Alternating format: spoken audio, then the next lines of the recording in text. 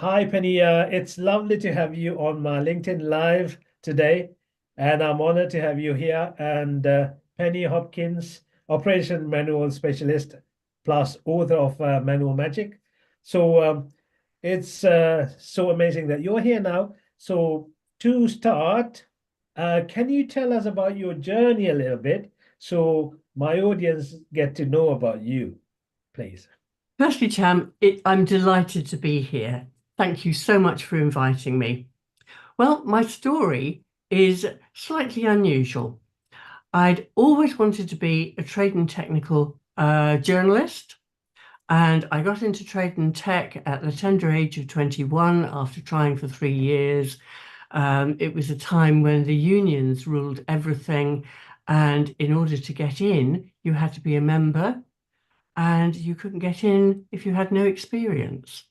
So my editor, who interviewed me, took a chance against the unions and let me in. So my journey started when I was 21, and that led to a whole load of trade and tech publications, everything from hospital building and engineering, hospital services, then printing, so printing equipment and materials, print room, where I had my first column, which was lovely. And then I went on as an assistant editor for occupational safety and health. I had a spell of freelancing in social services. And then I got my first editorship for Media International, the European magazine for planners of international advertising. And that was when everything really took off. I didn't know what I was doing because editors don't talk about advertising, and it took a little while to settle in. But I was exposed to all the top publishers across the world and all the top advertising agencies. And as the only publication of its type, I was able to be in the forefront of everything that was going on. So I traveled widely and I met some fantastic people, such as Malcolm Forbes, who was obviously the originator of Forbes magazine. And I remember when his son Stephen, who I think at that stage was about 21, in his hippie stage, Wow. he came and we were celebrating the 14th of July, Bastille Day, in Covent Garden. And I think Stephen was riding an elephant through Covent Garden. And these are the sort of things that stick in your mind. Right. And when I left, I turned a 32-page tabloid into a 48-page tabloid publishing every month. And so that was really the foundation of things to come. I did a lot of freelancing. I was a Middle East correspondent for socio-economic matters. So I traveled widely across the Gulf states as they were emerging. And that was a very exciting time. I was interviewing everyone from merchants to ministers and members of the ruling families. So their personal stories from selling bicycle spares to becoming the real merchants that we see today with fleets of oil tankers and so on. It was pretty foundational for me.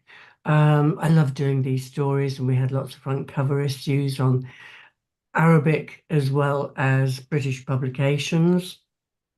And then I reached what some people would call a crisis. I called a crossroads. The Middle East changed, it became political. I was not a political commentator. And so I had to look for something different. And that led me to being quality correspondent for the Institute of Purchasing and Supply and Procurement Weekly. And I got fascinated by quality. You know, what does quality mean to each of us? We've each got a different notion of what quality means, and throughout our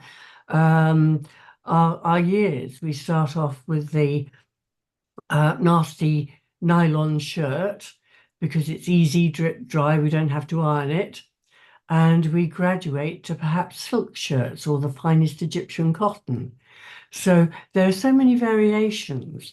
And what I really wanted to do was to take the businesses who either didn't need to or couldn't afford to be accredited to BS 5750, which was the UK standard, which was introduced when I was a journalist on the publications, to ISO 9001, which is now the universal standard, international standard.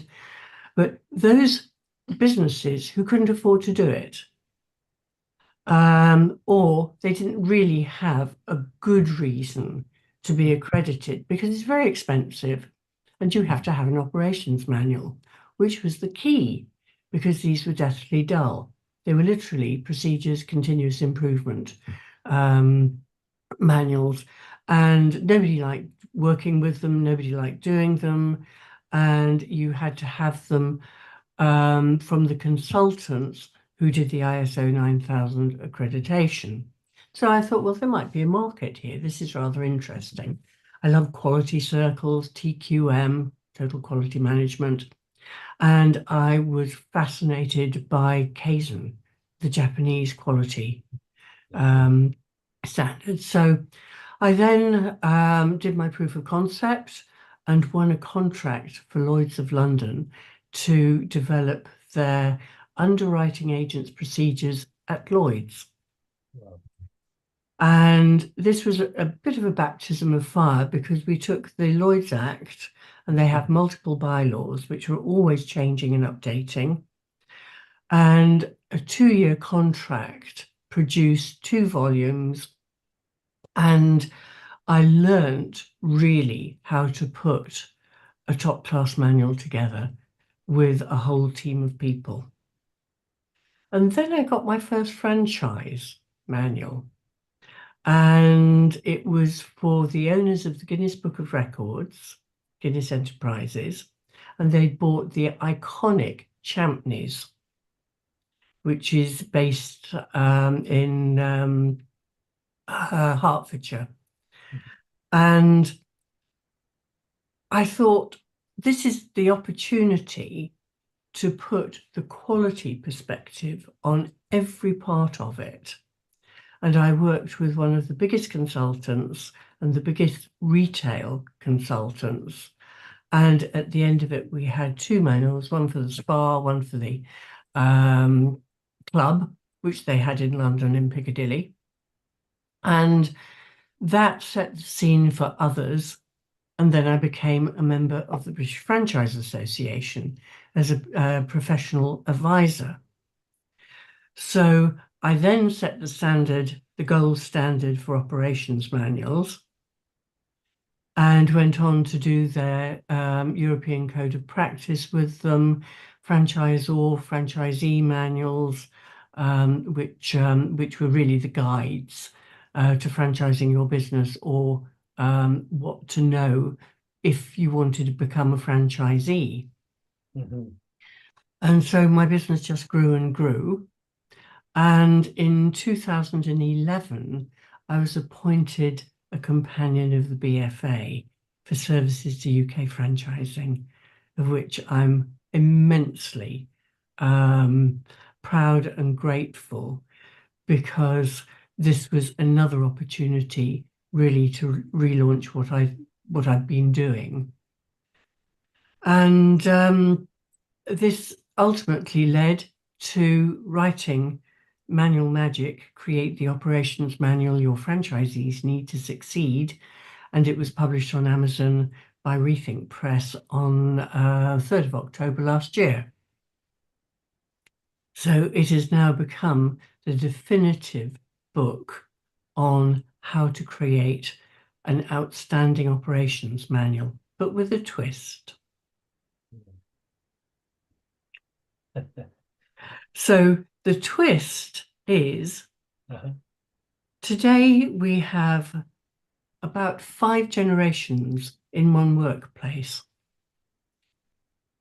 30% of the global workforce is under 30. Franchisors are getting younger and their teams are getting younger. And you really need to shape the operations manual to your teams. Because if you don't, you're not going to be able to replicate your business system successfully. And by that I mean you don't get the engagement. What would you prefer? An 800-page text-heavy document or lots of little video clips showing procedures, how to do everything every step of the way with QR codes available at the point of need and taking you straight through at your own pace and in your own language, little videos that tell you how to do something simply and effectively, shot by other members of the team. So these are your peers, because millennials and Generation Z are the YouTube, TikTok, Instagram generations, and they learn differently. They grab YouTube any moment that they need to learn something. And I think you would agree, if you need to do something that has a little bit of technical knowledge, or if you want to know something about an aspect of AI, what do? You go straight to YouTube. Of course. So what I propose is that we reinvent the humble operations manual, the dull text-heavy tome that nobody reads, and make it a dynamic knowledge-sharing environment where everyone can engage, communicate, learn, and participate, and make it their own. And I think a lot of people find that the younger generations, they want more out of their work. They want more out of an employer than we ever did.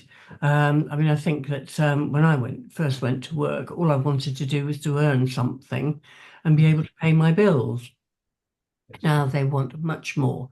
They want an employer that aligns with their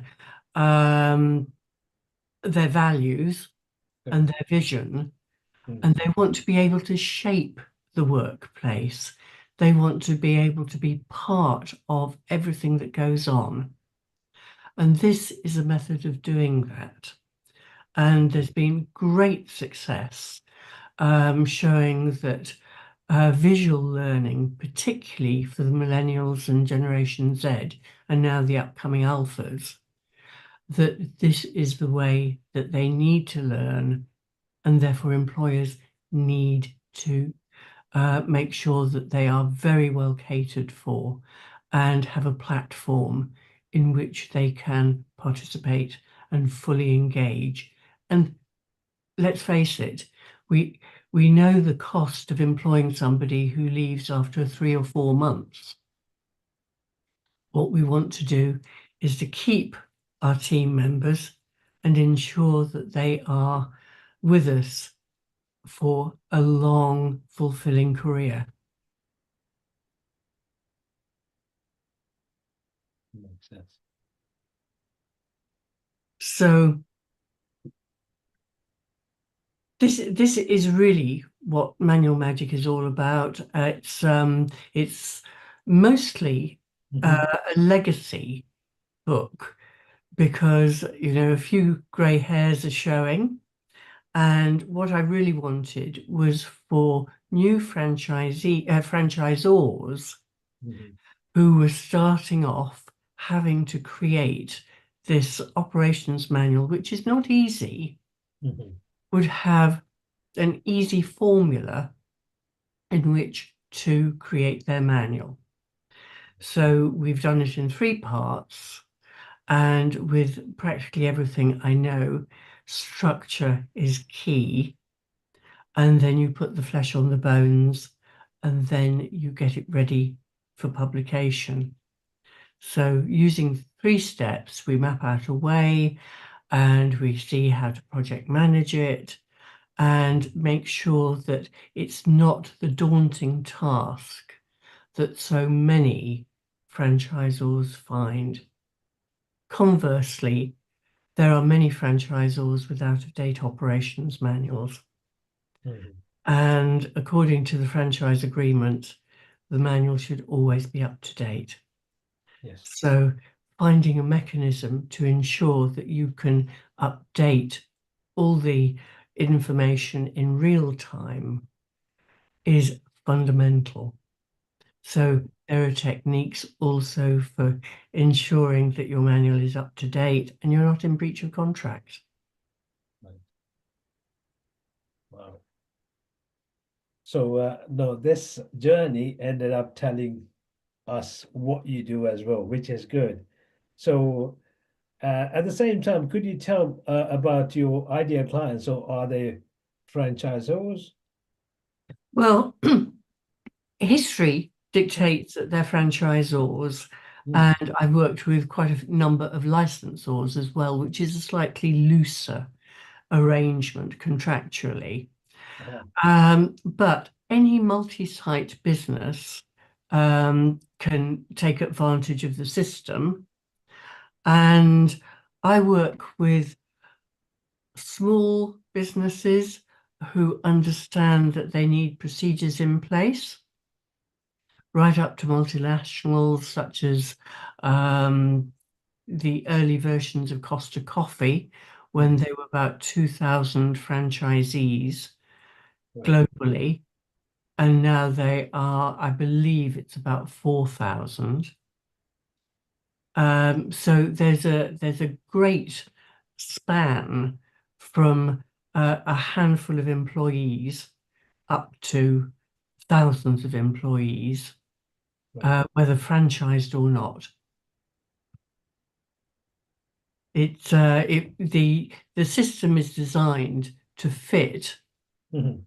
whatever the need is, providing it's a set of standard operating procedures. Right.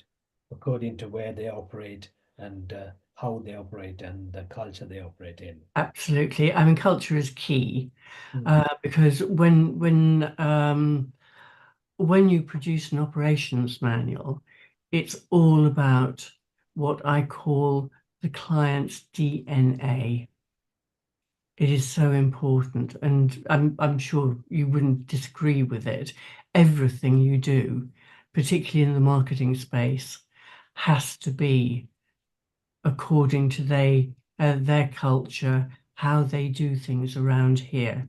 Otherwise, you could have a template and Right. one size would fit all. Yeah. And fortunately, we have so many different sizes and shapes and um, types of business that we need to focus on the client's individual needs and customize what we know and tailor it to their specific needs, their specific plan for the next 2 or 3 years, and what they want from their networks. So if anyone is looking for you, how can they get hold of you? If you could drop some links where they can get hold of you, or maybe your website link, maybe your profile links on the chat, so I can share them with them as well when I Absolutely. I mean, the first point of contact is always LinkedIn Mhm. because there's a huge community there.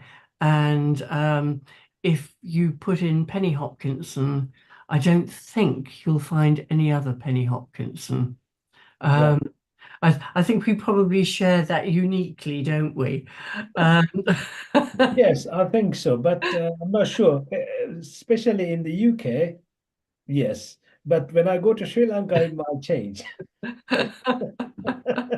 Well, there are a few Hopkinsons, and I believe that there was a Penny Hopkinson in journalism in Australia. I But see.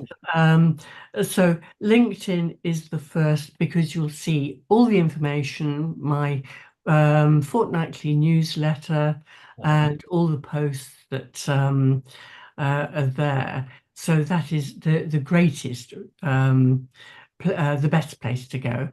But there's always www.manual hyphen, and I think in the States it's a dash, isn't it?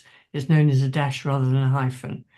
Yeah. Writers, writers.com. Uh-huh.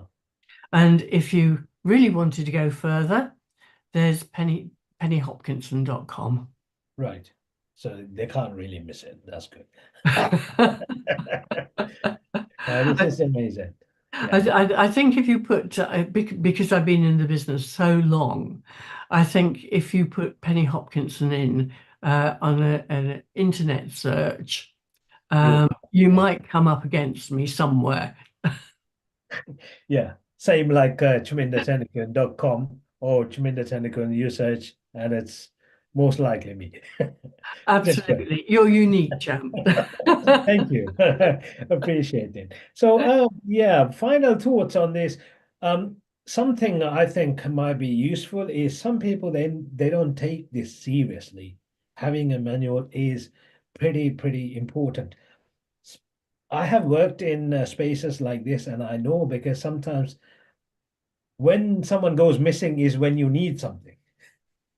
That's when you are like, oh, how do we get this done? There's nothing in place, no handover, nothing in writing. So how do we get this done? So that's like because it's separate companies work separately, differently, and they just get lost. So tell us about instances why you need this and why it's so important to have this. I know it, but I think it'll be beneficial for people to know this. Well, I think if we use the franchise model as the model, Yeah. um, I would say that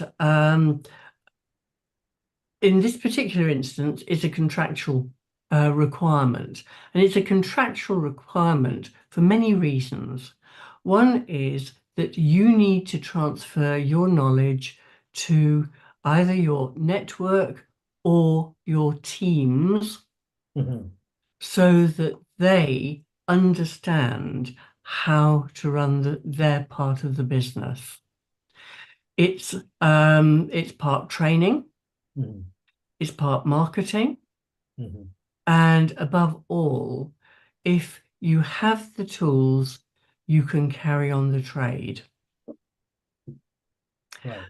And I would also say that it protects your intellectual property. I don't Mhm. think many businesses realize how valuable and how much intellectual property they amass as they develop. And Mhm. most businesses don't develop in an absolutely linear way.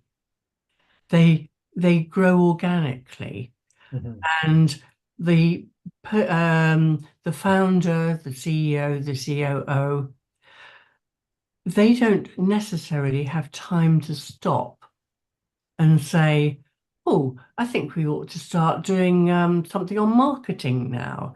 It all evolves, and it sometimes evolves all at the same time. So what you really need to do is to sit down, look at the roles within the business, and look at your quality standards and how to meet them, and all the um, process that takes place to reach that standard. So you might have, I like to break the structure down. So we'd have an introduction, which is all about the company and the working relationship, whether it's internal customers or external customers. Then I would have a category on people, which is the Mhm. team, Yeah. everything to do with people and their management. Then I would have marketing and promotion. day-to-day operating requirements, which is everything from your daily, weekly, monthly, quarterly, annual requirements. And then the very important one, which everybody forgets, is business development. How do you grow the business? Because it's all very well having all the information about day-to-day activities, but if you're not growing the business, you're not succeeding. Right. So I put everything into those categories, and there is a framework within that for each section. And I work with the company and the team because I always like to be part of a team, not them and us. Right. Yes. So working as part of the team, we work up the structure so that we have a blueprint of the business system. And then it's a relatively easy progression from getting all the information down, deciding what's visual and what needs to be written, and then going on to get it edited from a first very rough draft through to something that the business can be really proud of. I see. No, this makes so much sense. Thank you very much, Penny. It's been a great pleasure having you here, and it's a lot of information, and it's a lot of important things that we discussed, which people don't give priority to because they are after revenue, they are after sales, but sometimes these things are more important to get done before going into expansion and things like that. So thank you very much for joining again, and it's a great pleasure having you. Thank you very much. Thank you. It's been an absolute delight.